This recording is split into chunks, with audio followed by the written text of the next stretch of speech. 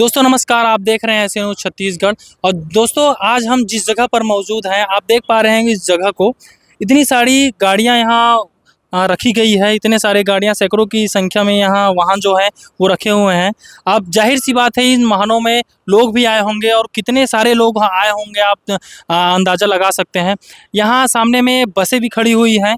बस के साथ साथ सामने जो टू व्हीलर बाइक है उनका भी तादाद जो है भारी मात्रा में है। तो इस जगह पे ये जो वाहन क्यों आए हैं, इसका उद्देश्य क्या है और ये जो भीड़ उमड़ रही है उसका क्या उद्देश्य है, हम आपको आगे चलकर दिखाएंगे। तब तक के लिए बने रहिए हमारे न्यूज़ चैनल के साथ। दोस्तों सतपुरा पहाड़ों के इन वादियों, इन प्राकृतिक जो धरोहर है उसके बीच में एक ऐसा आश्रम जो कि नेशनल हाईवे से लगा हुआ है। जी हाँ दोस्तों, एक ये आश्रम है। आश्रम में सबसे पहले शुरुआती में एक गेट बना हुआ है जिस पर लिखा हुआ है सतलोक आश्रम उर्दन बैतूल।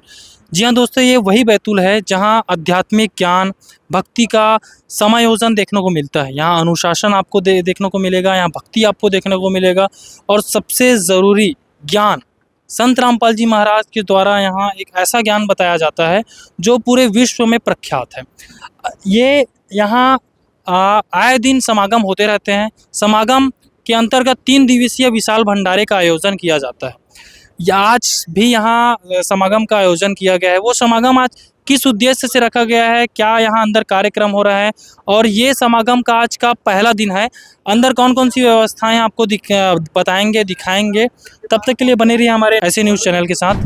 दोस्तों जैसे ही हम प्रवेश द्वार से अंदर आए हैं, एक जगह हम देख पा रहे हैं, देख लो ये भी एक प्रवेश द्वार है, दूसरा प्रवेश द्वार है। और इस प्रवेश द्वार को आप देख लीजिए कितना सुंदर और कितना सुसज्जित तरीके से ये कलाकृति की गई है। जो राजा महाराजा जो होते थे, उनके जो महल होते थे उन पर ये कलाकृति की जाती थी। और जो कारीगिरी है इसको हम बयां भी नहीं कर सकते, इस प्रकार से इसमें कारीगिरी की है। यहाँ कुछ भगत हैं जो सिक्योरिटी सेवा कर रहे हैं, उनके हाथों में कुछ मशीनें हैं। उनसे भी बात करते हैं कि ये क्या कर रहे हैं और कौन सी सेवा यहाँ सेवा में लगे हुए हैं। नमस्कार सर। साहेब जी। सर आपके जो हाथ में जो मशीन है वो क्या? ये मेटल डिटेक्टर है। इससे क्या करते हैं सर?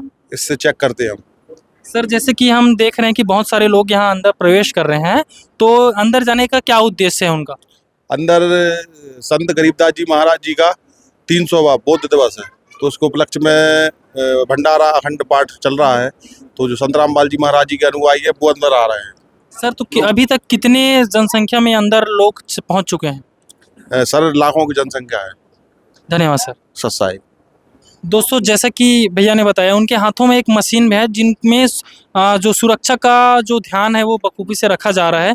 ज़्यादातर हमने देखा है कि सुरक्षा और ज्ञान और भक्ति का जो बात आता है वो संत रामपाल जी महाराज जी के आश्रमों में, उनके शब्दों में, उनके कर कमरों में ज़्यादा दिखाई देता है। अब हम आपको बताते हैं कि यहाँ कौन कौन सी व्यवस्थाएँ हैं। कि जब दूरी हम तय करते हैं, जब हम सफ़र से आते हैं, तो सबसे ज़रूरी होता है हमें जलपान करना।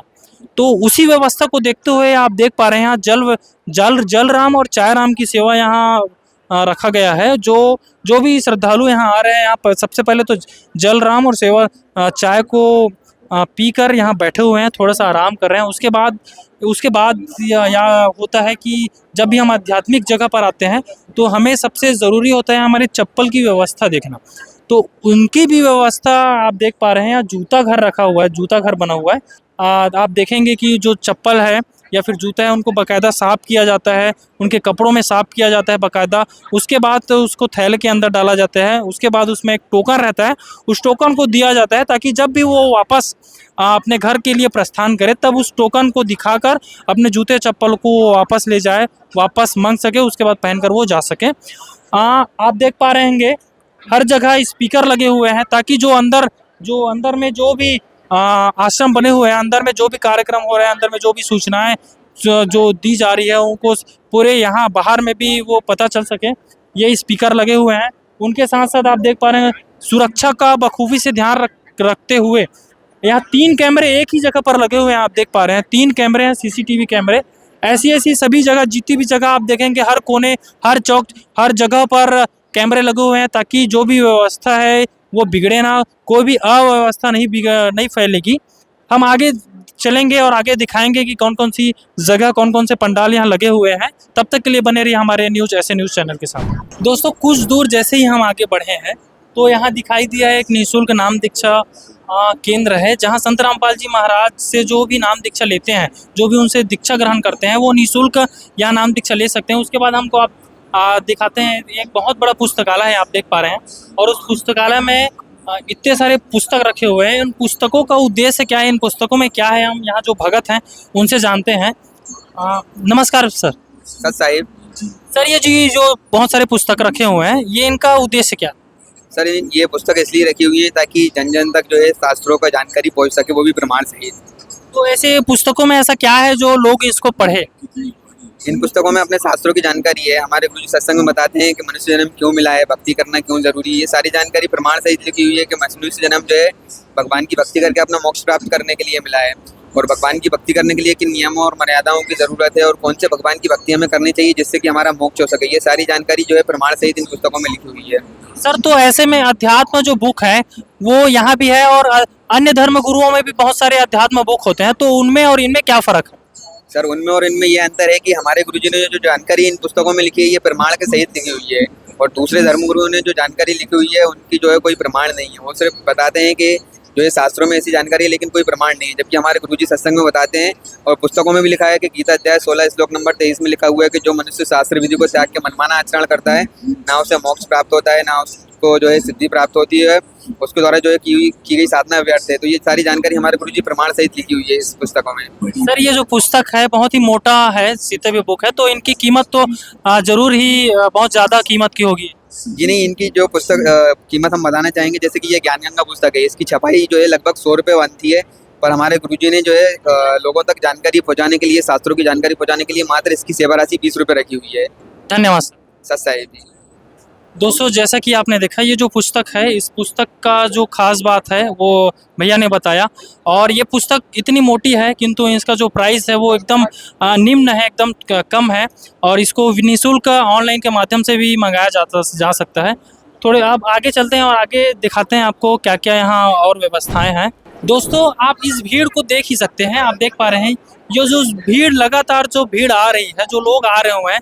अब जाहिर सी बात है इतने भीड़ को देखने के लिए, यानी इनको व्यवस्थित ढंग से सुचारू रूप से चलाने के लिए सुरक्षा की ज़रूरत पड़ेगी ही।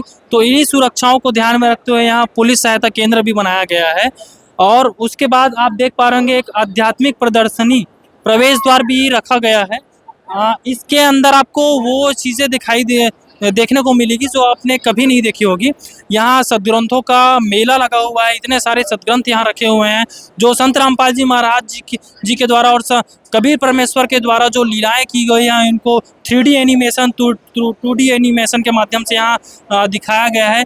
यहाँ के अंदर के पूरे वीडियो को देखने के लिए हमारे यूट्यूब चैनल ऐसे न्यूज़ या ऐसे न्यूज़ छत्तीसगढ़, ऐसे न्यूज़ चैनल, बहुत सतलोक संत रामपाल जी महाराज चैनल पर आप विजिट कर सकते हैं, आपको पूरा डिटेल में वीडियो मिल जाएगा। यहाँ अब अंदर जो आश्रम है, जो अंदर जितने भी लोग यहाँ उपस्थित हुए हैं वहाँ आगे बढ़ते हैं, और यहाँ भी सेवादार लगे हुए हैं बाकायदा, एक नहीं, दो नहीं, तीन 4 सेवादार एक साथ खड़े रहते हैं ताकि कोई भी व्यवस्था बिगड़े ना, सारी व्यवस्थाएं सही ढंग से चले। थोड़ी देर हम आगे बढ़ें और आगे बढ़ते हुए आपको दिखाते हैं। यहाँ पर भी आप देख पा रहे हैं चाय राम और जलराम की जो सेवा है यहाँ पर भी चल रही है। यहाँ पर भी आप यहाँ से आप देख पाएंगे कि जो भीड़ है वो किस प्रकार यहाँ है, कितनी ज़्यादा में भीड़ है, कितनी ज़्यादा मात्रा में यहाँ लोग आए हुए हैं। सभी यहाँ जैसे ही अंदर प्रवेश करते हैं अपना चाय राम और जल राम का सेवन करके यहाँ आराम करते हैं थोड़ी देर, उसके बाद वो अंदर प्रवेश करते हैं।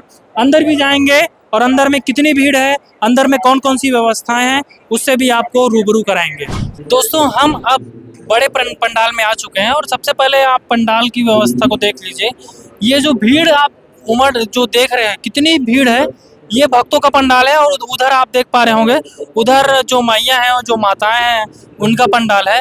ऐसे सेम पंडाल उधर सामने भी आप देख पा रहे होंगे। इस भीड़ को आप देखकर अंदाज़ा लगा सकते हैं कि ये कितने तादाद में होंगे, इनकी संख्या कितनी होगी। किसी भी जगह पर, किसी भी आध्यात्मिक जगह पर आने के बाद सबसे पहला चीज़ होता है अपने धर्मगुरु या किसी परमेश्वर का आराधना और परमेश्वर को प्रणाम करना। तो हम एक इस जगह पर हैं, आप देख पा रहे हैं, ये वो जगह है जहाँ पर सभी जो श्रद्धालु आते हैं वो प्रणाम करते हैं। इसको दरबार साहिब कहा जाता है। अब इस दरबार साहिब को आप देख पाएंगे, जो लाइट की व्यवस्था है, जो सजावट है, इतनी सुंदर और इतने भयानक तरीके से सजाया गया है जिसको शब्दों में बिल्कुल भी उसको बयां नहीं किया जा सकता। इतना अच्छा डेकोरेशन किया गया है। आप दो बड़े बड़े एलईडी लगे हुए हैं, आप देख पा रहे होंगे। इसमें संत रामपाल जी महाराज के बोध दिवस के लिए अमृत वाणी का पाठ हो रहा है, आप देख पा रहे होंगे। इसलिए जो भी यहाँ भंडारा व्यवस्था है, जो भी यहाँ श्रद्धालु के लिए व्यवस्थाएं की गई है, उसको वीडियो के माध्यम से दिखाया जा रहा है। यहाँ कुछ भगत यहाँ खड़े हुए हैं, इनसे भी बात करते हैं कि यहाँ कैसी कैसी व्यवस्थाएं। और ये जो बोध दिवस है, अक्सर ये बोध दिवस लगातार बोलते आ रहे हैं, तो वो बोध दिवस है क्या? एक भगत यहाँ खड़े हुए हैं, इनसे भी बात करते हैं। नमस्कार सर, क्या नाम है सर आपका? जी मेरा नाम तारकेश्वर दास है। सर, जो अभी तक हम शुरू से लेकर लास्ट तक आए हैं, तो सभी ने एक शब्द का प्रयोग किया, बोध दिवस। तो ये बोध दिवस क्या है? परमेश्वर कबीर जी, संत गरीबदास जी महाराज जी को 300 वर्ष पहले स्वयं इस पवन जो छुड़ानी धाम है, वहाँ पे आए थे परमात्मा जी, और संत गरीबदास जी महाराज जी को मिले थे और उनको अपने ज्ञान से, सच्चे ज्ञान से मतलब बोध कराया था। बोध मतलब उनको जानकारी दी थी कि भगवान कैसा है, कहाँ है, कैसे मिलता है, किसने देखा है, और क्या क्या उनको मंत्र भी दिए थे। ठीक है भगत जी, धन्यवाद। सच्चा है दोस्तों, जैसा कि आपने बताया, जो बोध दिवस है, इन्होंने बताया जो गरीबदास जी महाराज जी थे, उनको संत कबीर जी ने जो नाम दीक्षा दिया था, उनके उपलक्ष्य में ये बोध दिवस मनाया जा रहा है। और यहाँ कुछ अमरवाणी चल रहा है, और यहाँ कुछ और भगत खड़े हुए हैं, इनसे भी बात करते हैं कि यहाँ का क्या क्या और जो कार्यक्रम होंगे वो किस प्रकार से होंगे। नमस्कार सर। सर, यहाँ कौन कौन से कार्यक्रम अभी और होने वाले हैं?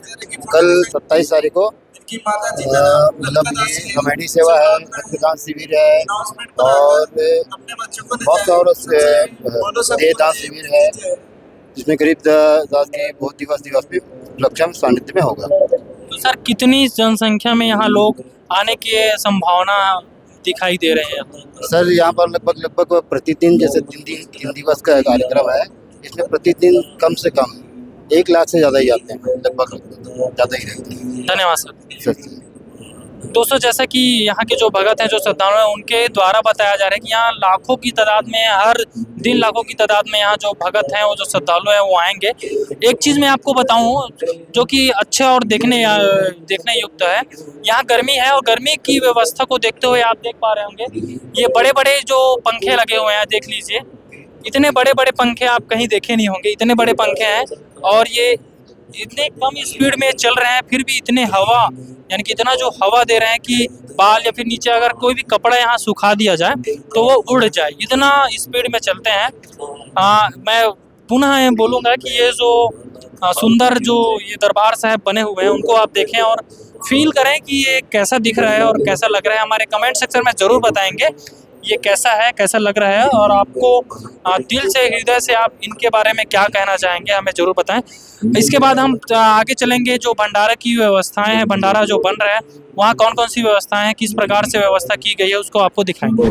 दोस्तों, अब हम मौजूद हैं भंडारे गृह पर, जहाँ जो भी श्रद्धालु, जो भी संगत यहाँ मौजूद हुए हैं, आए हुए हैं, उनको बाकायदा बिठा के भंडारा दिया जा रहा है। आप देख पा रहे हैं पूरे कतारबद्ध तरीके से, सभी व्यवस्थित तरीके से, बिना किसी उलझनों के साथ यहाँ भंडारा प्राप्त कर रहे हैं। आप देख पा रहे हैं सभी जो भगत यहाँ बैठे हुए हैं शांति तरीके से, और जो भगत जितने ज़्यादा बैठे हुए हैं उनसे 25% यहाँ सेवादार लगे हुए हैं, जो लगातार जितने भी भगत हैं उनको परोस रहे हैं। हम देख पा रहे हैं कि जो थालियाँ हैं उसमें जलेबी राम और लड्डू और पूड़ी, चावल और सब्जी की व्यवस्था है। कुछ के थालियों में प्याज भी है, पूड़ी भी है, पूड़ी की व्यवस्था है, नमक है, 2 प्रकार के भी नमक है, इसमें काला नमक भी है और सफ़ेद नमक, साथ ही चीनी, और उसके साथ साथ मिर्ची भी दिया जा रहा है। ये छोटे छोटे आप देख पा रहे हैं जो बच्चे हैं, बड़े बड़े थालियों के साथ बैठे हुए हैं, आप देख पा रहे हैं। और एक चीज़ आप देख पा रहे हैं, कुछ भगत हैं, वो ये क्या है भैया, ये देखो भगत जी, ये दलिया, यहाँ दलिया की भी व्यवस्था की गई है। अब ऐसे में ये जो व्यवस्थाएं हैं आप देख पा रहे हैं, आप खुद सोच सकते हैं कि इतनी बड़ी व्यवस्था को कैसे हैंडल किया जा रहा होगा, कैसे संचालित किया जा रहा होगा। अब आप जब भी आप कहीं भी कार्यक्रम में गए होंगे, चाहे शादी हो, चाहे ब्याह हो, चाहे किसी भी सत्संगों में गए होंगे, आप हमेशा खाने के प्लेट के लिए चर्चा बना रहता है कि कौन सा प्लेट, पत्ता वाला प्लेट दिया जा रहा है या कागज का प्लेट दिया जा रहा है। लेकिन संत रामपाल जी महाराज के आप किसी भी सत्संग, किसी भी समागम या किसी भी आश्रमों में चले जाओ, आपको ये स्टील के बर्तन आपको प्रमुखतः दिखाई देंगे। स्टील के बर्तन, सिर्फ थाली ही नहीं, इनके साथ आपको स्टील के चम्मच दिखाई देंगे और स्टील के गिलास भी रहेंगे। यहाँ किसी भी प्रकार से भेदभाव नहीं किया जाता। जितने भी यहाँ श्रद्धालु हैं सभी के लिए आप देख पा रहे हैं कितने ज़्यादा मात्रा में यहाँ थालियाँ रखी हुई हैं। आप लास्ट तक, एंडिंग तक आप देख पाएंगे पूरे थालियाँ और जो गिलास है और कटोरे हैं वो पूरे के पूरे स्टील और पूरे एकदम साफ। आपको बिल्कुल भी यहाँ गंदगी नहीं दिखाई देगा, बिल्कुल भी एकदम साफ सुथरा है। तो ये संत रामपाल जी महाराज जी के जो आश्रम है, यहाँ की व्यवस्था है। तो इसके पूरे वीडियो को पूरी तरीके से, अच्छे तरीके से देखने के लिए हमारे YouTube चैनल पर जरूर जाए। धन्यवाद।